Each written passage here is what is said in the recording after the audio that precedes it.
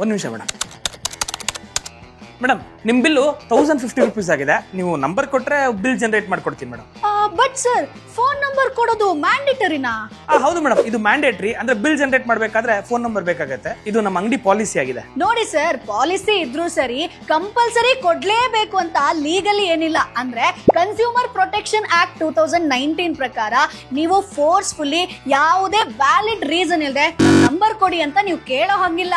ಆದ್ರೆ ಸೆಕ್ಯೂರಿಟಿ ಪರ್ಪಸ್ಗಾದ್ರೂ ಬೇಕಲ್ಲ madam number. ಆದ್ರೆ ಸೆಕ್ಷನ್ 72A IT ಆಕ್ಟ್ ಪ್ರಕಾರ ಇನ್ ಕೇಸ್ ನಾವೆಲ್ಲೆಂದ್ರಲ್ಲಿ ನಂಬರ್ ಕೊಟ್ವಿ, ಅದ್ ಇನ್ ಕೇಸ್ ಮಿಸ್ಯೂಸ್ ಆಯ್ತು ಅಂತಂದ್ರೆ ನಾವು ಲೀಗಲಿ ಆಕ್ಷನ್ ಅನ್ನ ತಗೋಬಹುದು. ಈಗ ನೀವು ನೋಡ್ತಾ ಇರಬಹುದು ಎಷ್ಟೊಂದ್ ಜನರಿಗೆ ಸ್ಪ್ಯಾಮ್ ಕಾಲ್ಸ್ ಬರುತ್ತೆ, ಸ್ಕ್ಯಾಮ್ ಗಳು ಕೂಡ ನಡೀತಾ ಇದೆ. ಅದಕ್ಕೋಸ್ಕರ ಎಲ್ಲೂ ಹಂಗ್ ನಂಬರ್ ಕೊಡಬಾರ್ದು. ಮೇಡಮ್ ಇದ್ರ ಬಗ್ಗೆ ನಂಗೆ ಏನು ಐಡಿಯಾ ಇಲ್ಲ ಮೇಡಮ್. ಬರಲ್ಲ, ನಂಬರ್ ಬೇಡ ಬಿಡಿ ಮೇಡಮ್, ನಾನು ಹಾಗೆ ಬಿಲ್ ಜನರೇಟ್ ಮಾಡ್ಕೊಡ್ತೀನಿ. Thank you sir. ಇದು ನಮ್ ಪ್ರೈವೇಸಿ, ಹಂಗೆ ನಮ್ ಚಾಯ್ಸ್ ಕೂಡ. ಅದಕ್ಕೆ ಎಲ್ಲೆಂದ್ರಲ್ಲಿ ನಂಬರ್ ಕೊಡಬಾರ್ದು.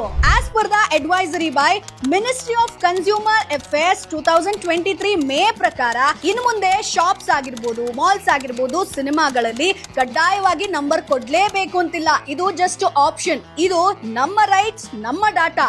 ನಿಮ್ಗೂ ಗೊತ್ತಾಯ್ತಲ್ವಾ, ಇನ್ನು ಮುಂದೆ ಎಲ್ಲೆಂದ್ರಲ್ಲಿ ಫೋನ್ ನಂಬರ್ ಅನ್ನ ಕೊಡಬಾರ್ದು.